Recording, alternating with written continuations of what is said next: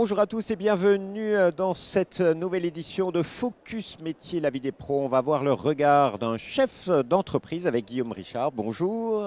Bonjour. Vous êtes président fondateur du groupe WeCare. Alors WeCare, il faut nous l'expliquer, c'est un des acteurs principaux en France dans le secteur des services à la personne. C'est 13 marques, c'est ça? C'est 13 marques, c'est même le premier acteur du secteur.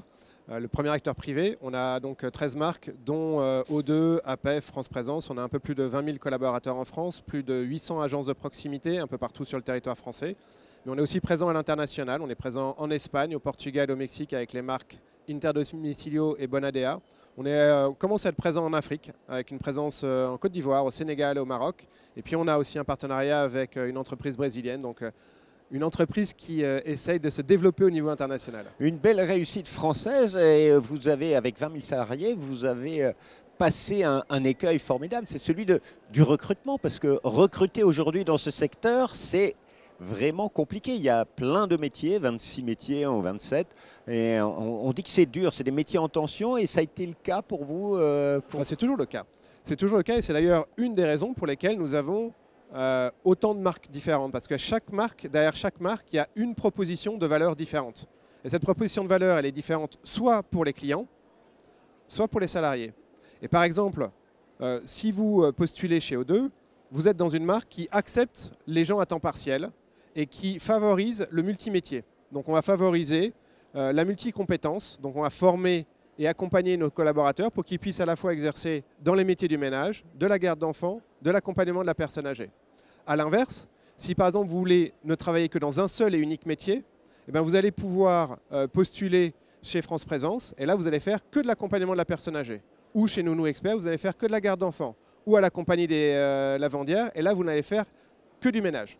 Et puis on a aussi des entreprises qui ne proposent que du temps plein. Par exemple, la compagnie des lavandières, ce n'est que du temps plein. Si vous voulez un temps partiel, on ne vous prend pas la compagnie des lavandières parce que la compagnie des lavandières, c'est un système un peu inspiré par l'entreprise néerlandaise Buurtzorg, avec une organisation qu'on appelle libérante et responsabilisante, avec très peu de hiérarchie et des salariés qui travaillent en petite équipe de 3-4 personnes, qui sont très responsabilisés, qui sont tous à temps plein, qu'on équipe avec une voiture et qui aussi bénéficient d'un niveau de rémunération supérieur, d'un package global supérieur à ce qu'on en a habituellement dans les services à la personne, parce qu'il y a moins d'encadrement et donc moins de dépenses liées à cet accompagnement. J'ai bien compris qu'il y a une offre globale, c'est intéressant, mais il faut que...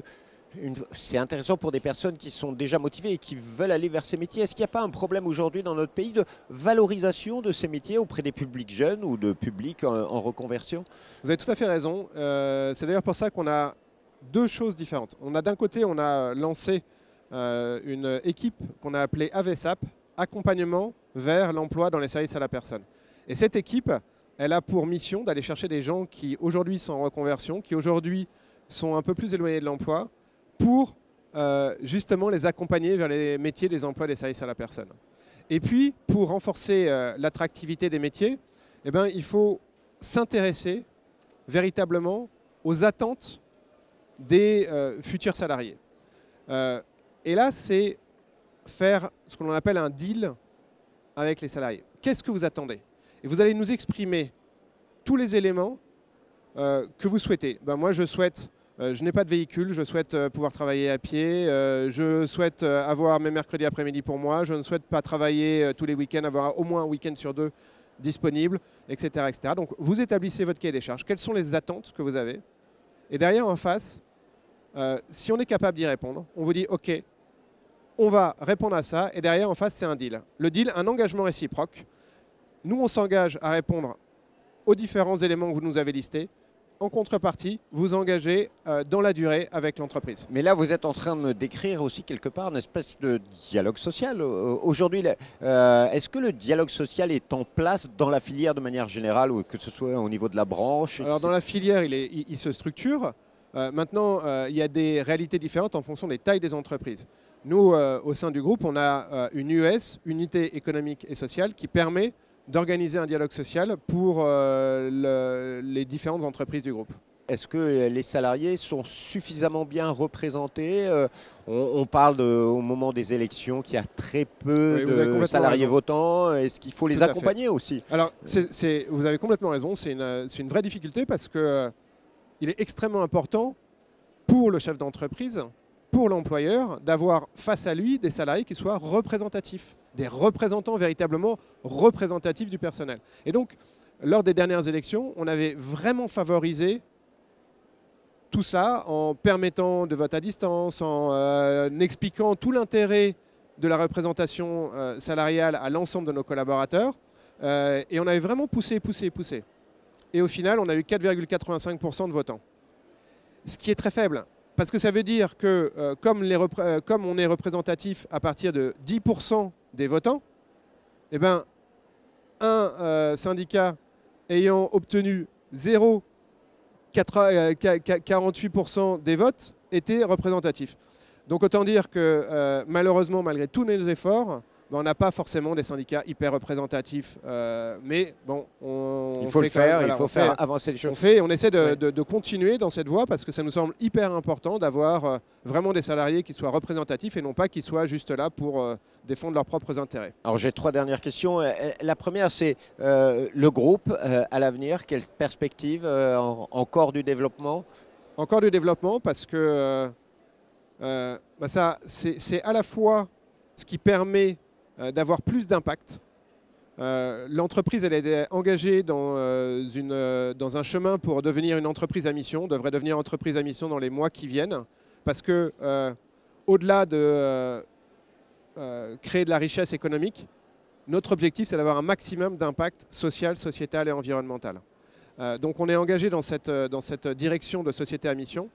Et plus on veut avoir d'impact, en fait, plus il faut avoir de poids, de force. Plus on est présent en France, plus on est présent à l'international, plus on aura cette capacité à agir. Plus on est présent en France, plus on a d'emplois en France, plus on aura la capacité aussi à proposer des emplois dans un périmètre réduit. Parce que si vous avez juste 10 salariés sur tout le territoire français, bah, chaque salarié il a au moins une région à couvrir. Si vous avez 1000 salariés sur une région, 10 000 salariés sur une région, ben à ce moment-là, à chaque fois, le territoire il est bien plus réduit. Et donc, vous avez moins de temps de trajet, vous avez moins de consommation d'essence, vous avez moins d'impact sur l'environnement, vous avez moins de fatigue, etc. Et donc, pour ça qu'on continue à essayer de grandir et qu'on a cet objectif, cette ambition absolument incroyable qui a été fixée en 2005. À l'époque, on faisait 250 000 € de chiffre d'affaires, le numéro 1 mondial faisait 3,5 milliards et on s'est dit on se donne 30 ans pour être numéro 1 mondial. 10 ans pour être numéro 1 français, 20 ans pour être numéro 1 européen. Et on est dans ce chemin avec cette ambition de devenir numéro 1 mondial. Et ça passe par des recrutements de personnes en reconversion, de jeunes aussi, parce que Bien vous sûr, avez... de jeunes et de seniors. Mais il y a aussi une politique de formation. Parce qu'on et on a une politique de formation effectivement très importante avec un CFA, un centre de formation des apprentis. Et donc on a toute la palette de la formation, des formations très courtes, des formations longues, des formations diplômantes. On est capable de diplômer du bac-3 au bac+5. Et donc, on a vraiment la capacité d'accompagner. Et une de mes très grandes fiertés, c'est qu'aujourd'hui, on a plus d'une vingtaine d'anciens intervenants qui sont au moins devenus responsables d'agence et qui au moins managent 80 personnes. On a même une qui est devenue directrice de région et une autre qui est devenue entrepreneur et qui a créé sa propre franchise O2 à Montauban. Et elle a commencé comme simple intervenante, garde d'enfants. Et voilà. Et donc, ces parcours professionnels, aujourd'hui, ils sont possibles dans nos métiers.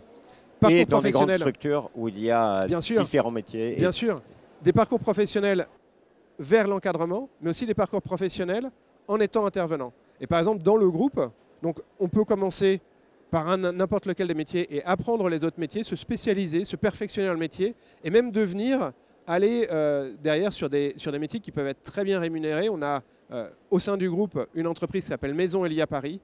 Maison Elia Paris, c'est une entreprise qui s'adresse aux ultra riches. Et les choses que vous voyez dans 50 Minutes Inside, les trucs des magazines, les machins, etc. Mais avec des métiers qui sont extrêmement bien rémunérés auprès des grandes fortunes de ce monde. Voilà, alors si vous voulez en savoir plus sur le groupe WeCare, un site internet wecare.com et bien sûr, si vous êtes intéressé par les offres d'emploi, c'est le site recrute.wecare.com avec plein d'offres d'emploi. Il y en avait plus de 760, ne serait-ce qu'en Île-de-France ce matin. Un dernier mot, Quel est le message que vous voulez faire passer à ceux qui nous écoutent, qui hésitent à se lancer dans le secteur des services à la personne? Le message très clair, c'est que c'est un secteur qui est absolument formidable, dans lequel il y a énormément d'opportunités. Et pourquoi c'est formidable? Parce que c'est l'humain au cœur. Il y a énormément de sens dans ce secteur. C'est un métier dans lequel vous vous levez le matin, vous ne vous demandez pas pourquoi je vais aller travailler. Vous savez pourquoi, parce qu'en fait, vous allez accompagner un enfant dans son éveil et développement. Vous allez accompagner une famille dans sa qualité de vie. Vous allez accompagner des personnes âgées pour leur permettre de rester à domicile et de faire ce qu'elles veulent le plus, c'est-à-dire bien vivre et bien vieillir chez elles. Et là, donc, votre métier, il a un sens incroyable. Vous pouvez changer la vie. Vous pouvez changer la vie des clients chez lesquels vous intervenez. Vous pouvez changer la vie de vos collègues, de vos confrères, parce qu'en progressant, vous allez aussi créer de l'emploi. Vous avez un impact sur l'inclusion. Vous avez un impact énorme sur la société. C'est ça qui est absolument génial et fantastique dans ce métier. Et si vous cherchez à avoir un métier qui a du sens, alors là, rejoignez-nous. Merci beaucoup Guillaume Richard, et quant à nous, on se retrouve bientôt pour une nouvelle émission Focus Métier. Au revoir.